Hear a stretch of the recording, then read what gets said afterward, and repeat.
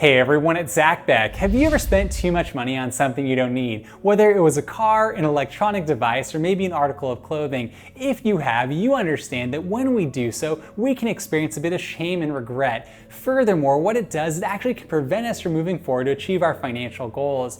On the other hand, if we don't spend money on things that bring us joy, that can lead us to feeling a sense of deprivation. So how do you find the right balance when it comes to your finances? Well, what I want to do in this video is break down in detail one simple strategy that you can employ that helps you to make wise decisions in the present that still allows you to achieve your financial goals in the future. So let's take our time, dive into the details, jump into it right now.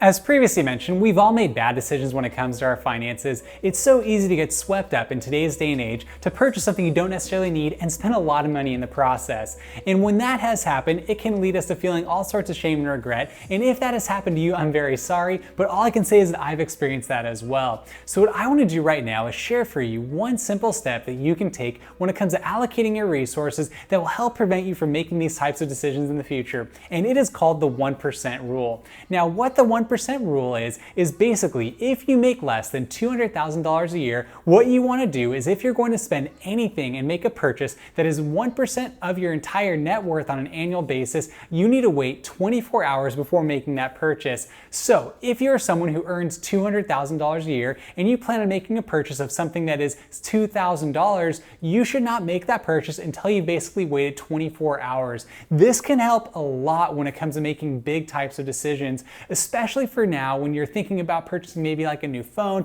maybe you're planning on going on a vacation, maybe you're going to be doing something that is going to be a large amount of money. You want to take your time and actually process it before you make this decision. So from that standpoint alone, if you can apply this rule, it will be very helpful when it comes to making these types of decisions that can lead to shame or regret.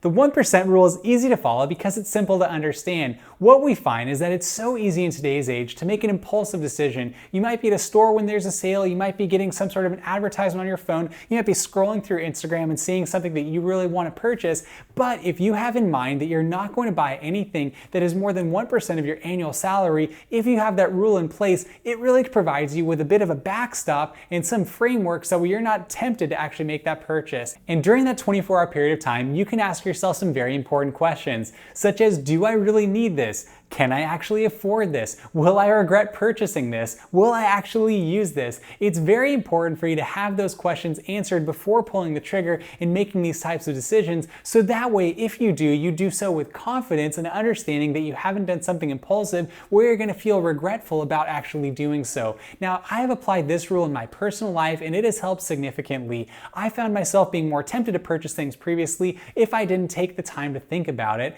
but when I actually take a step back and understand that where I'm allocating my finances is very important, then I'm more mindful of how I actually allocate them, and I'm less likely to buy something that I don't necessarily need. Now, this is just important because, like I said, in today's consumer society, we are buying things constantly. But if we buy less things and buy more strategically, the things that actually bring us joy, that should not only bring us more fulfillment in the present, but gives us more finances set aside that we can invest and save for the future. So if you have that in place, it's going to help significantly.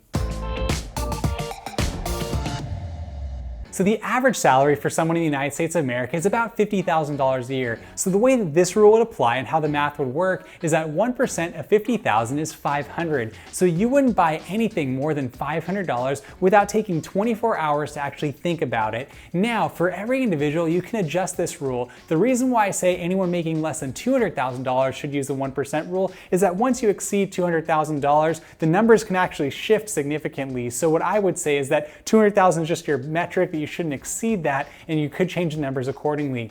Now, for someone who's at a $50,000 level, you could use the 1% rule, but you might want to make it a 0.5% rule, so that way you could be a bit more frugal. You just have to adjust it accordingly, but if you have a rule in place, it will help you make wise decisions, that way you're not going to find yourself getting further and further into debt or making purchases that you don't need and avoiding lifestyle inflation, so that way you make sure that you have more money left over to actually achieve your long-term goals. You might be asking yourself, why should I have this rule in place? Well, I think personally, the more structure we can have in place when it comes to our finances, the better. I like to have a lot of automation in place when it comes to actually allocating my resources, making sure I'm investing accordingly, saving accordingly, paying all of my bills, making sure I'm never falling into a situation where I don't have enough resource left over to make sure I'm taking care of my necessities. But furthermore, if you have a simple rule that you understand it, that's easy to follow, you're more likely to actually follow it. Now, if we created some sort of convoluted plan where you had to allocate finances in a very percentage-oriented way, where you're trying to do convoluted math and it's really complicated, you're less likely to follow it. But if you know that you make $50,000 a year and you shouldn't spend more than $500 without waiting 24 hours, that's easy to understand, it's easy to do, and you're more likely to follow that. It's just like anything in life, whether we're looking at our nutrition, our exercise habits, how we interact in our relationships, the simpler we can make our approach, the easier it is not only for us to remember, but more importantly, we're more likely to follow it. It has to be something that we can understand, but also something we believe in and something that we're willing to follow. Once you have the 1% rule in place in your life, there are other strategies that we can employ that actually help us achieve our long-term financial goals, and they're very simple to follow, and here they are. Number one, do everything you can to save money. Try and find areas in your life where you don't need to allocate resources and save your money where you can. Furthermore, try to cut expenses. If you're able to cut your spending on areas that you don't need, that is also going to provide you with more resources, and that'll help you achieve your financial goals. Furthermore, do what you can to avoid lifestyle inflation. Don't try and keep up with society and buy all the things they tell you to buy, have the nicest clothes, nicest cars, nicest homes. Those aren't necessarily bad things, but you don't want to do them just because everyone else is, especially if financially you cannot afford them. Furthermore, avoid debt. Try to never have a negative balance or a negative net worth in your life. Only strive to have a positive net worth. And outside of a mortgage, we really don't want to have any sort of consumer credit card debt. Furthermore, do what you can to invest your money strategically. I like doing this into index funds that is a very streamlined, automated, and simple approach that yields a type of returns that are easy to follow and easy to understand, much like the 1% rule, because we understand the simplicity of it. That allows us to actually execute it. And furthermore, when we're considering all of these things, you still want to live in the present with balance and moderation. And one of the sayings I like to follow is spend extravagantly on the things that you love, but cut mercilessly on the things that you don't. So make sure that you're not just saving money and setting it aside just for the sole sake of doing so. Make sure you're able to live in the present and allocate your resources into things that do bring you joy. Whether you love to travel, go out to dinner, spend and purchase gifts for your friends and family, whatever it might be, do so within the context of what I just referred to. But furthermore, you don't want to deprive yourself completely. Otherwise, that could lead to really poor financial decisions in the future.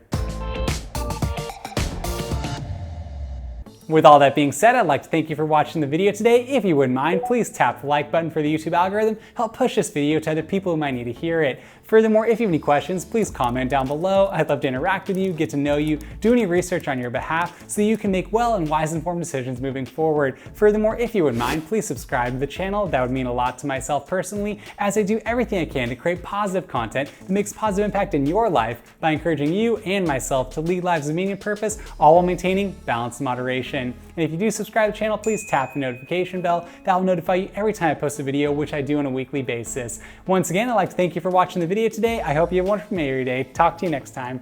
Whoopsh.